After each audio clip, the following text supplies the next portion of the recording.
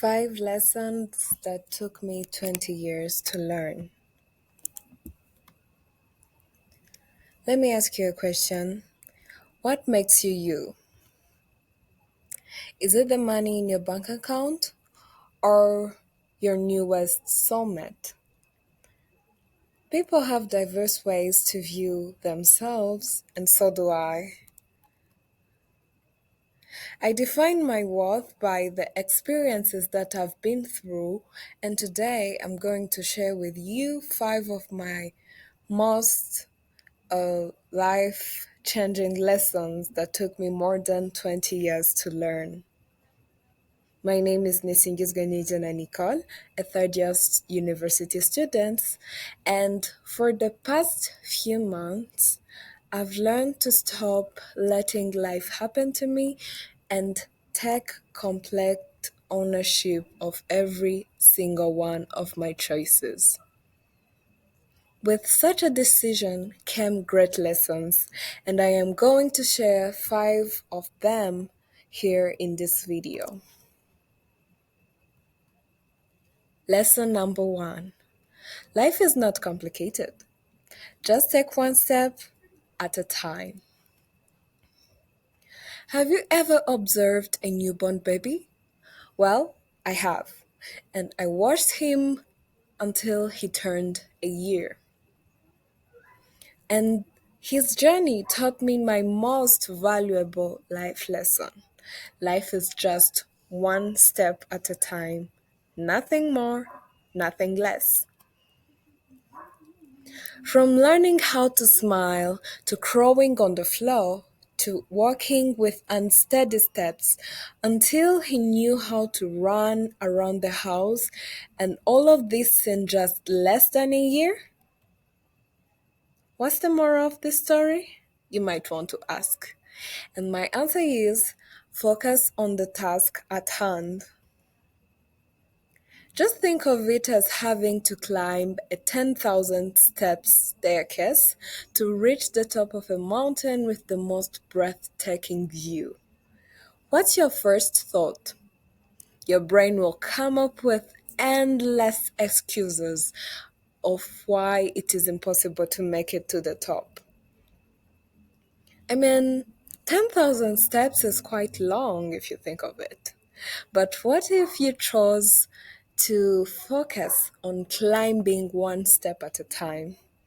Take a rest when you need it and look back only to see how far you've come. Sounds amazing, right? Well, what do you think are your odds of making it to the top? Just like in life, you only have the present to live in. And your actions today determine where you will end up tomorrow.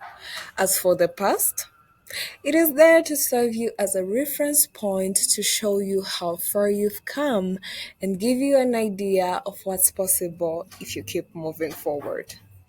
I mean, if you decide to go ahead, of course. And which brings us to lesson number two.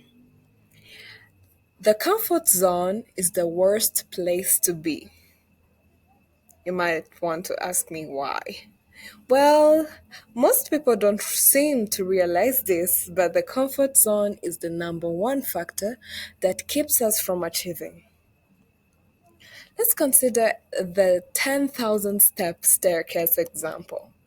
If you decide to give in to the thought that you would never reach the top of the mountain, if it meant climbing 10,000 step staircase, you would stay on the ground, yes, but you will be caught up in the routine, every single step looking exactly like the previous one, no days that change. Though this lifestyle might appeal to some of us, I am of a completely different opinion. I would feel guilty if I had to miss on the experience of being on the journey, the friends I might meet on my way, and the amazing story to tell when I'm sitting in the middle of my grandkids telling them the what used to be in my life when I was young. But what does the comfort zone bring? A boring and dull life filled with boredom? Regrets of what I could have done but never mustered the courage to start? Doesn't sound appealing to me.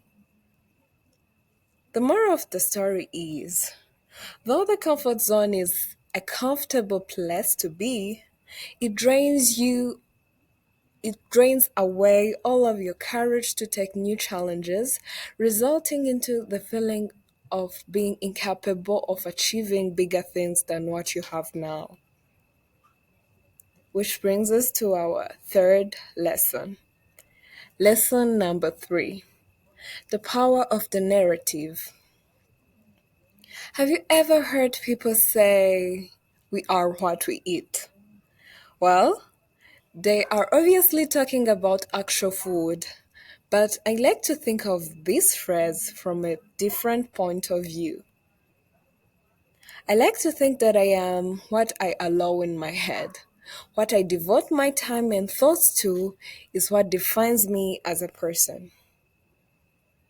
So whenever I tell myself something like, "You are a confident person," even if I don't feel confident at that very moment, I will be building up a belief over time. And eventually, I'll start acting the way confident people act. On the contrary, if I tell myself I am a dull and boring person, I will never be able to feel confident. And even if someone compliments me on my outfit or hairstyle, I will feel they're lying just to be nice. So the next time when you talk to yourself, pay close attention to the words you use. The good news is, it's all in your head. And guess what? You have absolute control over your thoughts. So use it wisely because it may make you or break you. Which brings us to our lesson number 4. No one cares about you if you don't. Take a time to reflect on that phrase. Though it took me some time to realize it myself, if I might say this hard truth, I finally got to know that everyone is too concerned about their own lives and their own problems to care about mine. And if you think about it, you will see that it is your case too. So stop waiting for someone else to pay your bills for you and go and figure out a way to do it yourself. Because that someone has their own burdens to carry, and yours are the last thing on their mind. Which brings us to our last and most exciting lesson. It's about consistency, not intensity. I learned this one the most recently, like a week ago, and I've been reminiscing about it. Which brings us to this story. Picture this: two boys were given tomato seeds by their father. The father carefully explained to them the process to plant the tomatoes.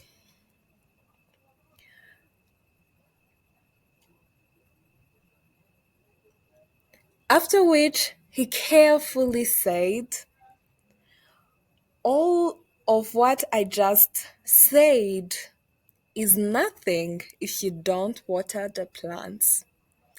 Both boys successfully planted their seeds because it was carefully explained. On the first day, the first boy fetched a big bucket of water and drenched the planted seeds, after which he never watered the seeds again. Meanwhile, the second boy took a watering can and watered his planted seeds with a few liters of water.